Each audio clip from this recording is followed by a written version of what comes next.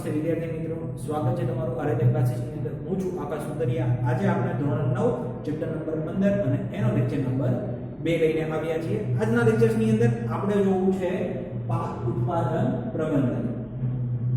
આ ટોપિકની શરૂઆત કરતા પહેલા સૌથી પહેલા આપણે એ જોઈએ કે ભારતના ખેડૂતો કયા પ્રકારના છે. તો ઓલ ઓવર ઇન્ડિયામાં જોવામાં આવે તો અમુક ખેડૂતો પાસે વધારે પ્રમાણમાં જમીન છે, અમુક ખેડૂતો પાસે ઓછા પ્રમાણમાં જમીન છે. જેની પાસે વધારે જમીન છે તો એની અંદર થતી ખેતી પણ કેવી હશે?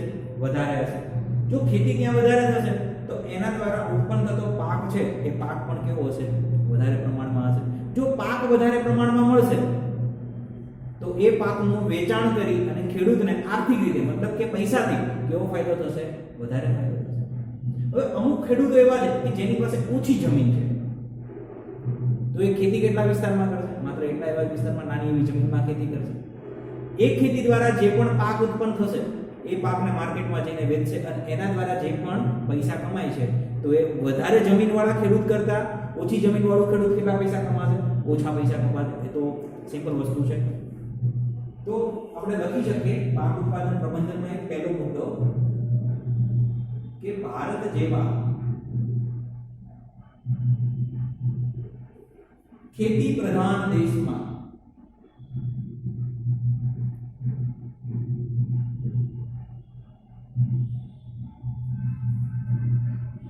ખેતી નાના ખેતરોથી માંડીને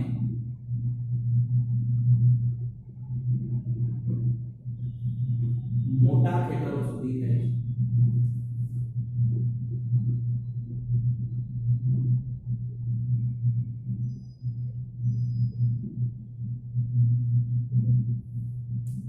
જે વ્યક્તિ નાના ખેતરોમાં ખેતી કરતો હશે એની પાસે આર્થિક સંપદા કેવી હશે? ઓછી હશે. અને જે ખેડૂત મોટા ખેતરોમાં ખેતી કરતો હશે મતલબ કે જેની પાસે જમીનની પ્રાપ્યતા વધારે છે એની આવક વધારે હશે. તો તમે જોઈ શકો છો તો ખેડૂતોને ખેડૂતોમાં જ એક બે અલગ અલગ વર્ગ ઉત્પન્ન થશે. એક એવો વર્ગ હશે જેની પાસે જમીન પણ વધારે હશે, એની પાસે તકનીકો પણ વધારે હોઈ શકે છે. જ્યારે એક એવો વર્ગ હશે જેની પાસે જમીન પણ ઓછી છે, આર્થિક આવક પણ ઓછી છે અને તકનીકી જ્ઞાન મતલબ કે ટેકનિકલ નોલેજ પણ કેવું હશે? ઓછું હશે. આથી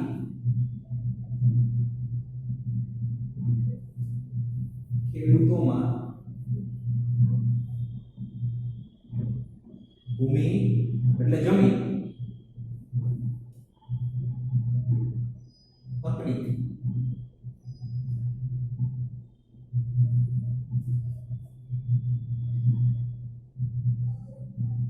આર્થિક વ્યવસ્થાપન જુદું જુદું હશે.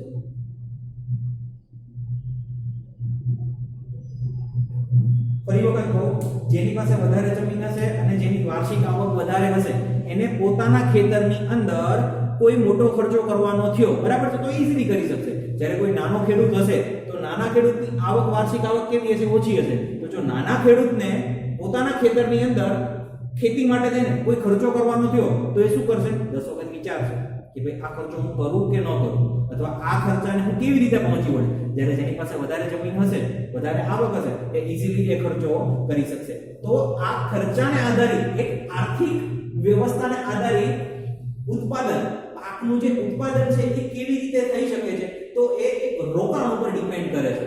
જ્યારે મોટા ખેતરો વાળો જે ખેડૂત હશે એ ઈઝીલી રોકાણ કરી શકે છે. મેં તમને કીધું ને કે પોતાના ખેતરની અંદર ખર્ચો કરી શકે છે. મતલબ કે એવો કોઈ પાક છે કે એ પાક જો તમારે ડેવલપ કરવો હોય તો તમારે વધારે રોકાણની જરૂર પડે છે. તો જેની પાસે વધારે પૈસા હશે એ વધારે રોકાણ વાળો પાકને ઉગાડી શકશે. જ્યારે નાનો ખેડૂત હશે એવું વિચારે છે કે ભાઈ મારે રોકાણ કરવું તો કેવું રોકાણ કરવું? ઓછું રોકાણ કરવું અથવા એવો પાક હું મેળવું ખેતી કરીને કે જેમાં રોકાણ એકદમ કેવું હોય? ઓછું હોય. એટલે રોકાણ વગર ઉત્પાદન. તો રોકાણ આધારિત પાકનું ઉત્પાદન મેળવવા માટેના 3 સ્તરો છે. જોજો, સમજો. રોકાણ આધારિત,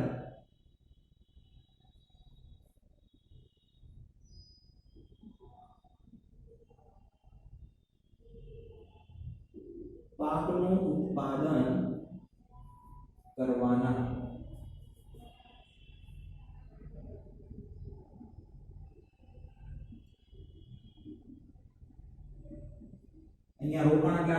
ઘરે રોકાઈએ એ રોકાણ નથી હો, અહીંયા પૈસાનું રોકાણ છે, બરાબર છે?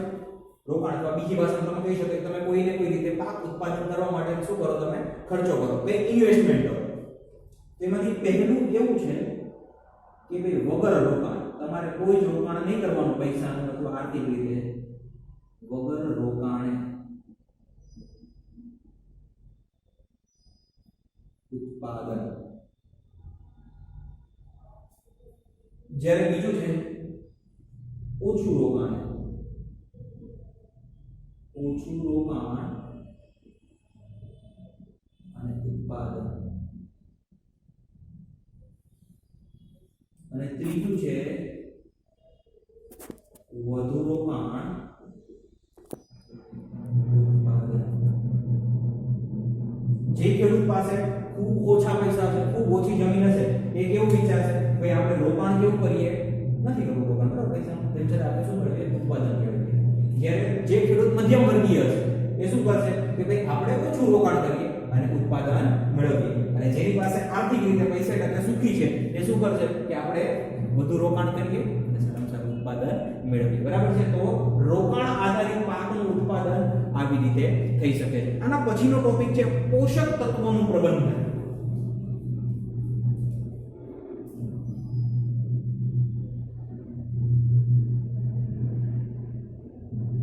પોષક તત્વોનું પ્રબંધન. હવે તમને બધાને ખબર છે કે ભાઈ કોઈ પણ એક માણસ હોય એનો સારી રીતે વિકાસ કરવો હોય તો શેની જરૂર પડે, તો ખોરાકની જરૂર પડે. આ ઉપરાંત ખોરાક પણ ખરી, પણ કેવો ખોરાક, તો હેલ્ધી ખોરાક, બરાબર છે? કે જેની અંદરથી વિટામિન્સ, પ્રોટીન, ચરબી, બરાબર છે, વિવિધ પ્રકારના ક્ષારો, આ બધું પૂરતા પ્રમાણમાં એને મળી રહે એવો ખોરાક આપણે પસંદ કરીએ છીએ. તો વ્યક્તિનું શું થઈ શકે, કોઈ પણ માણસ હોય એનું શું થઈ શકે, વૃદ્ધિ અને વિકાસ સારો થઈ શકે, બરાબર છે? તો સેમ વનસ્પતિમાં પણ આવું હોય છે કે ભાઈ વનસ્પતિનો વૃદ્ધિ અને વિકાસ કરવા માટે થઈને અમુક ઘટક તત્વો જરૂરી છે. તો આ ઘટક તત્વોને શું કહેવામાં આવે છે, પોષક તત્વો. અહીંયા આપણે પાકની વાત કરીએ છીએ, ખેતીની વાત કરીએ છીએ, બરાબર છે? તો ખેતીમાં ઉભેલા પાકને પણ શું હોય, વૃદ્ધિ અને વિકાસ કરવા માટે થઈને પોષક તત્વોની જરૂર હોય છે. તો આ પોષક તત્વો ક્યાંથી મળે છે, કયા કયા પોષક તત્વો છે, એ પોષક તત્વોના પ્રકારો કયા કયા છે, એના વિશે આપણે વાત કરીએ, બરાબર છે? તો પોષક તત્વો જો વનસ્પતિને મળતા હોય ને તો એ ત્રણ જગ્યાએથી મળી શકે. વનસ્પતિ વૃદ્ધિ અને વિકાસ માટે પોષક તત્વો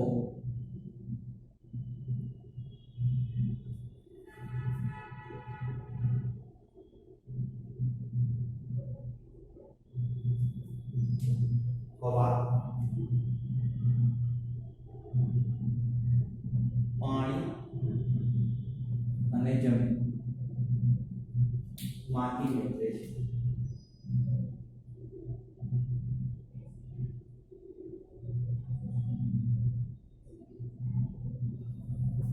ચલો હવે આપણે એ જોઈએ હવામાંથી કયા કયા પોષક તત્વો મેળવવામાં આવે છે. અહીંયા નીચે આપણે લખીએ હવા, તો હવામાંથી વનસ્પતિ બે પોષક તત્વો મેળવે છે, કાર્બન અને ઓક્સિજન. C નો મતલબ શું થાય છે, કાર્બન, અને O2 નો મતલબ થાય છે ઓક્સિજન. ચલો કાર્બન. ચલો એના પછી આપણે વાત કરીએ પાણીમાંથી કયા કયા પોષક તત્વો મેળવવામાં આવે છે. તો ભાઈ પાણીમાંથી મેળવવામાં આવે છે હાઇડ્રોજન,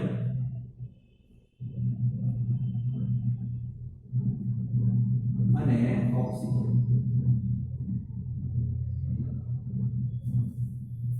પછી વૈજ્ઞાનિકોએ વનસ્પતિનું એનાલિસિસ કર્યું અને જોયું કે ભાઈ વનસ્પતિને જેટલા પોષક તત્વો આવશ્યક છે આ બધા પોષક તત્વોને શું કર્યા, ભેગા કર્યા અને એની સંખ્યા ગણી. તો કેટલી સંખ્યા મળી એમને? 16. ટોટલ કેટલા પોષક તત્વો આવશ્યક છે? 16 પોષક તત્વો.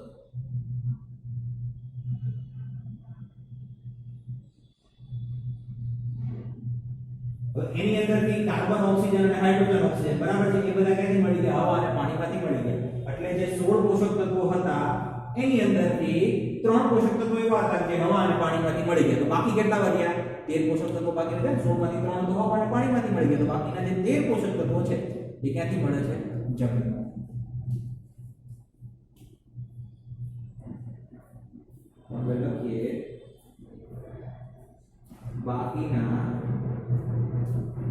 13 પોષક તત્વો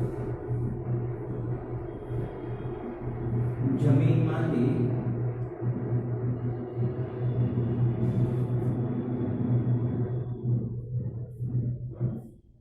મેળવવામાં આવે છે.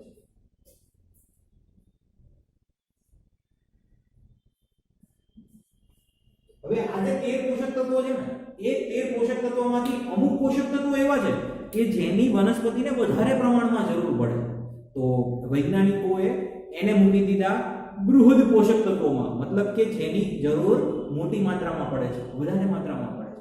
અને અમુક પોષક તત્વો એવા છે કે જેની જરૂર ઓછા માત્રામાં પડે છે, મતલબ કે એની એટલી બધી જરૂર પડતી નથી, તો એને કેવા પોષક તત્વો કહે છે?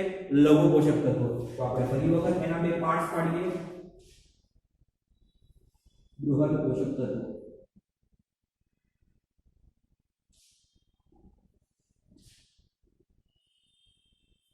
આ પોષક તત્વો કેવા હશે કે ભાઈ એની જરૂર વધુ પ્રમાણમાં પડતી હશે. આપણે સિમ્પલી કાઉન્સમાં લખી નાખીએ વધુ પ્રમાણમાં.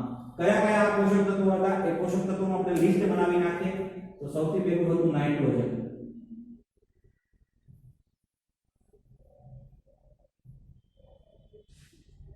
ફોસ્ફરસ,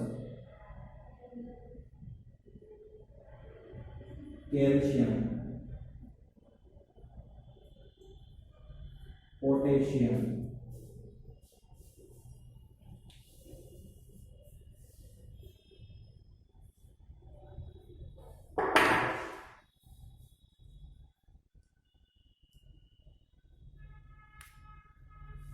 મેગ્નેશિયમ,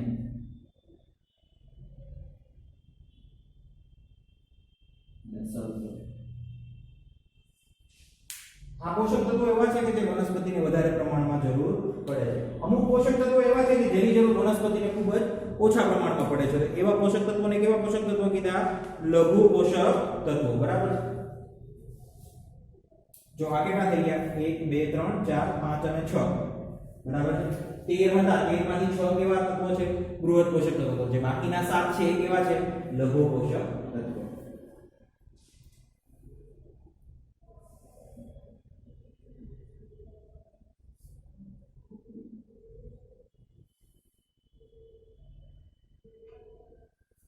લઘુ પોષક તત્વો એટલે એવા પોષક તત્વો કે જેની જરૂર કેવા પ્રમાણમાં પડવાની છે? ઓછા પ્રમાણમાં. તો વનસ્પતિને જે પોષક તત્વોની જરૂરિયાત ઓછા પ્રમાણમાં હોય છે એ પોષક તત્વોને લઘુ પોષક તત્વો કહેવામાં આવે છે. તો એ લઘુ પોષક તત્વોમાં કયા કયા તત્વો છે? તો એમાં છે ઝીંક, કોપર, કેલ્શિયમ, ઝીંક, કોપર, કોબાલ્ટ, બોરોન, ક્લોરીન. આ બધા તત્વો એવા છે વગેરે કે જેની જરૂર વનસ્પતિને કેવા ઓછા પ્રમાણમાં પડે છે. હવે પ્રશ્ન થાય કે જો વનસ્પતિને આ પોષક તત્વો પૂરતા પ્રમાણમાં નહીં મળે તો શું થશે? તો વનસ્પતિનો વિકાસ હશે એ રૂંધાશે. વનસ્પતિ પ્રોપરલી વૃદ્ધિ નહીં કરી શકે. બરાબર છે. આ ઉપરાંત રોગોની પણ અસર થશે. બરાબર. આપણે લખી નાખીએ પોષક તત્વોની ઉણપથી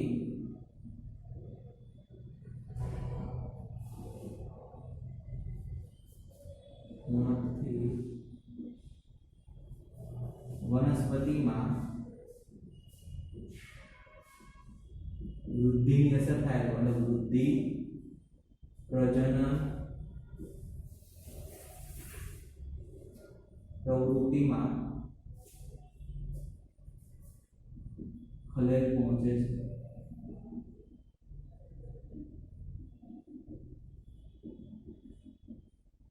આ ઉપરાંત વનસ્પતિને રોગ પ્રતિકારક ક્ષમતા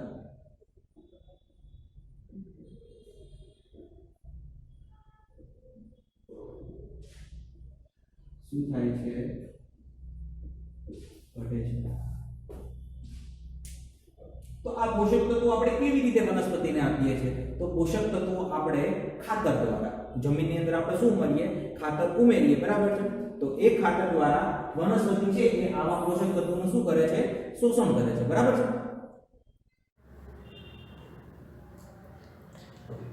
તો આપણે જોયું કે આ જે પોષક તત્વો હતા એ પોષક તત્વોની વનસ્પતિને જરૂર છે. તો એ પોષક તત્વોની જરૂરિયાત પૂર્તિ કરવા માટે આપણે શું ઉમેરીએ છીએ?